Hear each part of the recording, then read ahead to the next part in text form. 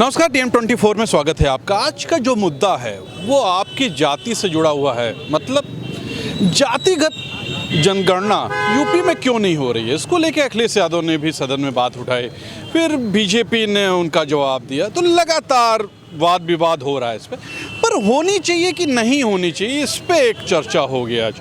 चलिए मिलते हैं लोगों से, क्या कहेंगे। जातिगत जनगणना को लेके बड़ा बवाल चल रहा है, क्या बोलेंगे। जातिगत जनगणना जब इस देश प्रदेश में हम लोग हैं तो होनी चाहिए। और आज माननीय अखिलेश जी जो बात कह रहे हैं, 4 बार सत्ता में रहे हैं, 4 बार सत्ता चला है। सत्ता में जब आप देने वाले थे तो बात नहीं किए, अब मांग रहे हैं दूसरे से। ये सबसे बड़ी इस देश की विडंबना है। जब सत्ता में आप कुर्सी पर बैठते हैं तो देते नहीं हैं, आज बाहर है सत्ता से तो मांग रहे हैं। नहीं, आपकी क्या मांग है? हमारी मांग है एकदम हर इस देश में निवास करने वाले हर व्यक्ति की एक गिनती होनी चाहिए, ताकि जो लोग हक हिस्सा से अब तक वंचित हैं उनको गिनती रिकॉर्ड में रहेंगे तो गिनती होगी तो उनके हक हिस्सा की बात होने लगेगी। जैसे देखिए, एक चुनाव होता है लगे लगाए, सबसे छोटी छोटी जो कम कर है हम लोगों की तरफ, गौड़ है, दुसाध है, लोग ऐसे गिन देते हैं, चलो यार इनका का वोट है।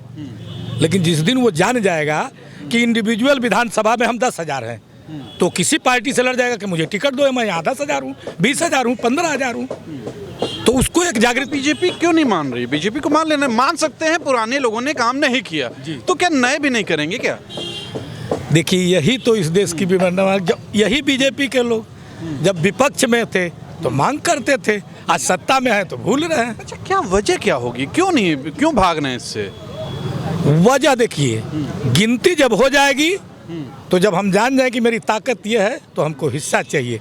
हिस्सा देने से सब लोग भाग रहे हैं, हिस्सा देने से सब लोग कतरा रहे हैं। मतलब हिस्सा नहीं देना चाहते, सीधी सी बात है। और फिर जब ये लोग विपक्ष में होंगे तो चिल्लाएंगे कि इनको मिलना चाहिए। लोग तो कहते हैं, बीजेपी खुद कहती है कि ओबीसी की पार्टी है, वो तो ओबीसी, ज़्यादातर लोग ओबीसी हैं उसमें। ऐसे है सर कि इस देश में ओबीसी में 38% ऐसी जातियां हैं जो सरकार, जब ये बसपा के साथ थी तो बसपा की सरकार बनी पूर्ण बहुमत की, यही 38% वोट सपा के साथ गया, सपा की सरकार बनी। यही 38% वोट आज बीजेपी के पास खड़ा है तो है। 38% का खेल है, बाकी तो सारे लोग फिक्स, बसपा के वोट फिक्स है। आपका क्या डिमांड है कि होना चाहिए? एकदम होना चाहिए और तत्काल होनी चाहिए। जी बेशक होनी चाहिए, क्योंकि समाज में देखिए, हिंदू भी रह रहा, मुसलमान भी रह रहा, सिख भी रह रहा, ईसाई भी रह रहा, सभी धर्मों का आधार प्रेम है। जब भारत जैसे विकासशील देश में आप जानेंगे कि कौन पिछड़ा है, कौन मतलब किस जाति का है, और इससे एक फ़ायदा ये होगा, जो वोट जिनका मतलब जो वोट नहीं दे पा रहे उनका भी वोट मतलब बन जाएगा।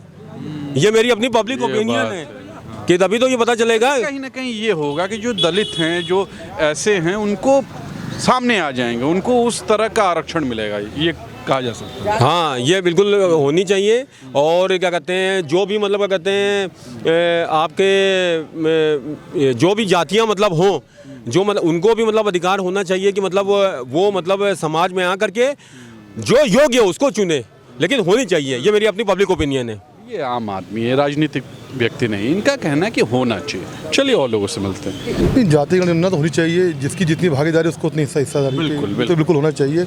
और लोगों को पता भी चल जाए हमारा किसका कितना वोट, कितना बेस है, तो उनको भी आगे आने का मौका मिलेगा। कुछ लोग ऐसे वोटों से वंचित रह जाते हैं कि उनको मालूम ही नहीं है कि हमारा कितना वोट है, वो जाते हैं हम 1% है, आधा % 2% है, वोट डालने नहीं आते हैं। लेकिन इससे अगर जाति गणना हो जाएगी, पूरी वेरीफाई हो जाएगा कौन कितने % है, उनको इस साथ उनकी हिस्सेदारी मिलनी चाहिए उनको, मतलब होना चाहिए। क्या रीजन क्या लगता है, सरकार क्यों भाग रही होगी?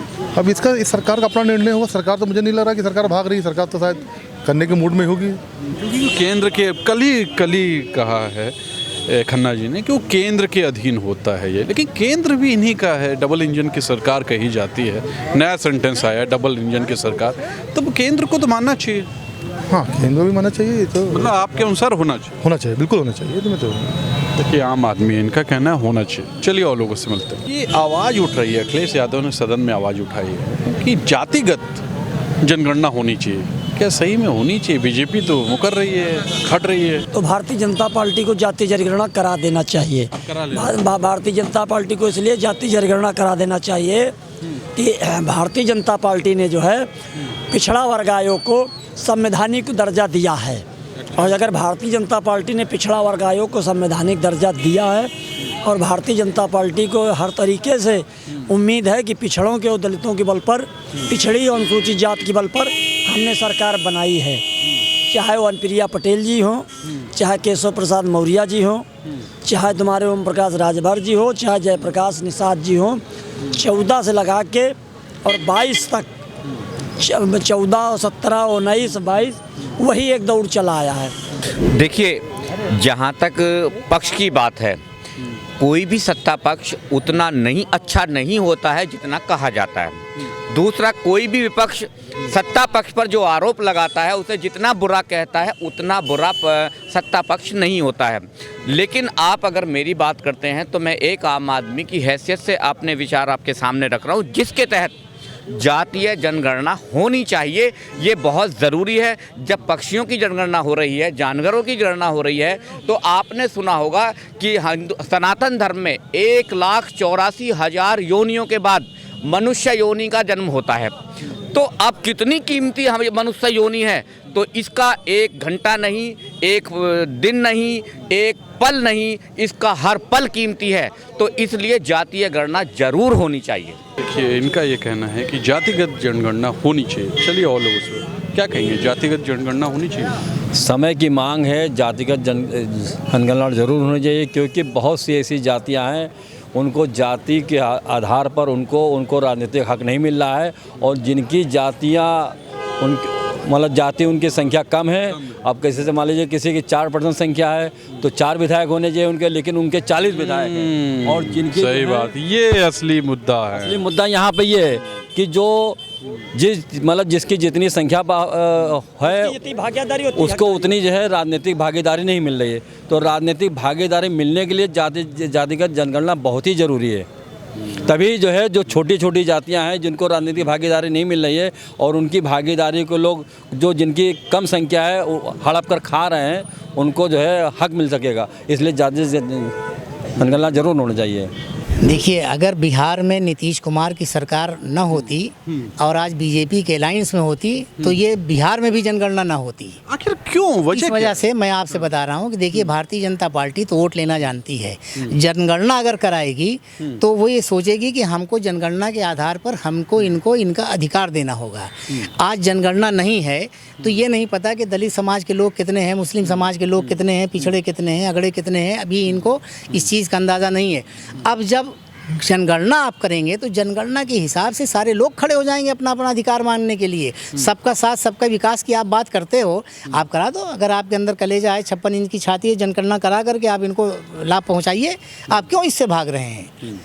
सिर्फ बीजेपी ये चाहती है कि दबे कुचलों को हम सिर्फ 2 वक्त का अनाज देते रहें, 1 वक्त का 5 किलो अनाज हम देते रहें, और जनगणना कर देंगे तो फिर ये अनाज उनाज सब दूर हो जाएगा। अपने पैरों पे लोग खड़े होकर के अपना अधिकार मांगना शुरू कर देंगे। कल आरोप लगाया उल्टा का, आप लोग की सरकार थी, मतलब समाजवादियों की सरकार थी, उन्होंने बोला, तब आपने क्यों नहीं करवा दिया? देखिए, ये सब चीज़ें एक समय समय पर आती जाती हैं। आप ये कह दीजिए पंडित जवाहरलाल नेहरू जी देश के प्रधानमंत्री थे, तब ये डिजिटल इंडिया क्यों नहीं आया? आप ये कह दीजिए तब यूट्यूब क्यों नहीं था? आप ये कह दीजिए कि आज जो इलेक्ट्रॉनिक सिस्टम पूरे देश के अंदर बड़ी तेज़ी से आगे बढ़ रहा है, तब क्यों नहीं था? ये सब सारी चीज़ें धीरे धीरे आती हैं। एक जागरूकता होती है लोगों में, कहाँ किस चीज़ की ज़रूरत है। आज आप बताइए, आप अल्पसंख्यकों जनगणना करा करके अल्पसंख्यकों को आप क्या दे देंगे? आप तो बजट में भी अल्पसंख्यकों का बजट आप जो है 3000 करोड़ आपने छोड़ दिया, आपकी कम कर दिया आपने। तो इसी तरीके से ये दबे कुचले कमज़ोर लोगों का, बैकवर्ड हो, ये सब लोगों का पैसा। देखिए, आज ये बैकवर्ड समाज में अगर जैसे इन्होंने अल्पसंख्यक का पैसा दिया, और अल्पसंख्यक के विभाग में आज आप भी ये पता कर लीजिए जाकर के, ये कहा जाता है कि ये पैसा आप खर्च मत करिएगा, 10% इसका खर्च करिएगा। और वो पैसा फिर वापस ले करके कहीं योगी जी हैं, कहीं मोदी जी हैं, कहीं इनकी यात्रा में, अभी तो आप देखिएगा इनके टेंट लगेंगे, 2024 का चुनाव प्रचार होगा, ये सब सारे पैसे वहाँ चले जाते हैं। तो ना विकास इनके पास है, ये सिर्फ झूठ के पुलंदे हैं लोग, ये सिर्फ हल्ला मचा रहे हैं कि सबका साथ सबका विकास, ये सब सारी चीज़ें कर रहे हैं और कुछ है नहीं। 2024 में बुरी तरीके से हारने जा रहे हैं।